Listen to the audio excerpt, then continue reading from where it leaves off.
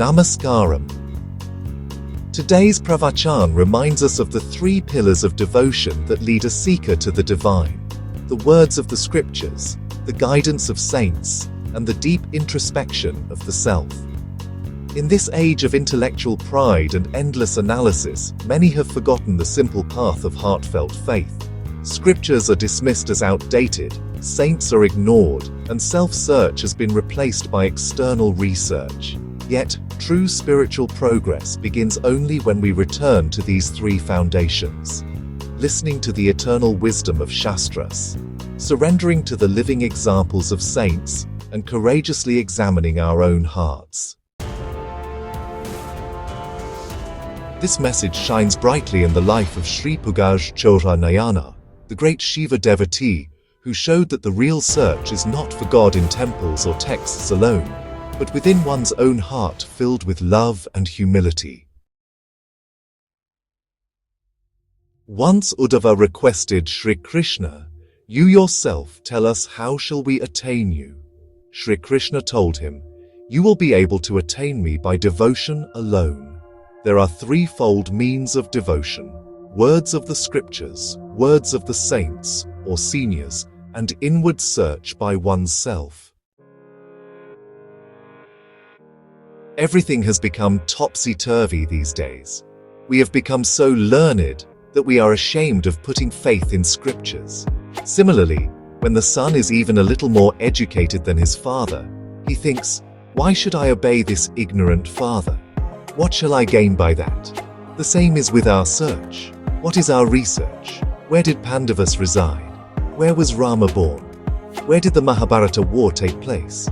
Now tell me, what shall we gain by this research? A professor once told me, "I have researched a lot into Shri Krishna's life, and now I am sure of the places of his birth and death. What they are doing may be all right, but saints did not feel the need of being certain of Shri Krishna's birthplace.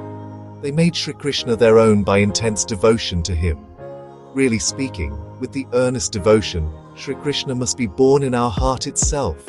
That is his real birthplace." If we examine our behavior and the thoughts in our mind, we shall be sure that people will not like even to look at us, if they are aware of our mind. In spite of this, we are proud of our thoughts and research. Shall we attain love for God with this kind of knowledge? There is no need for someone else to tell us about our spiritual progress. We know about it fully well. Deep-rooted pride, no control over thoughts, laziness in spiritual discipline. With all this, how shall we attain God's love? Saints have prescribed only one remedy for this, and that is total surrender to God.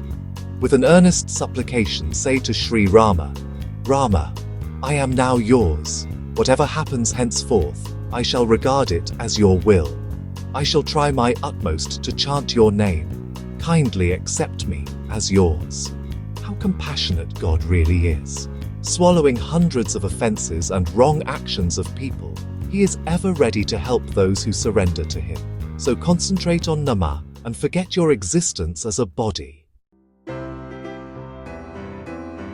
Sri Pugazh Chozha Nayanar was a Chola king, known not only for his courage and justice, but for his boundless devotion to Lord Shiva. Despite ruling a vast kingdom, his heart was anchored in bhakti and humility. Every decision, every act of governance was made as an offering to Lord Shiva. So, once upon a time, when drought struck his land and the people were really suffering, Pugazh Chozha didn't turn to political power, but instead, he sought divine grace. He gathered his citizens and led them in collective prayer, reciting the names of Shiva and serving the saints who visited his court. And then, rain soon blessed the parched fields. But the Nayanar, in his humility, attributed the miracle not to his leadership, but to the mercy of God and the blessings of devotees. One day, to test his humility and sincerity, Lord Shiva sent a poor devotee disguised as a wandering ascetic. The Nayanar welcomed him, washed his feet, and offered royal hospitality.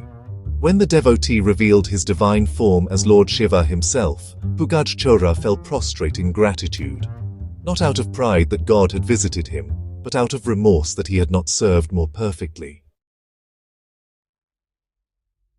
Through his life, he taught the same truth expressed in today's teaching, that words of the scriptures must become living practice, the words of saints must guide our conduct, and self-search must cleanse our inner pride.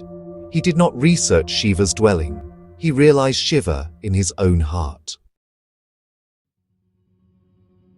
Sri Krishna told Uddhava that devotion is attained through scripture, saints and self-search. The words of the scriptures teach us truth, the lives of saints show us how to live it, and self-search removes the ego that blocks our vision of God. Let us, like Pugazh Chozha Nayanar, balance wisdom with humility, faith with action, and love with surrender. When the heart becomes pure through nama and self-examination, the Lord himself is born within us. That is his true birthplace.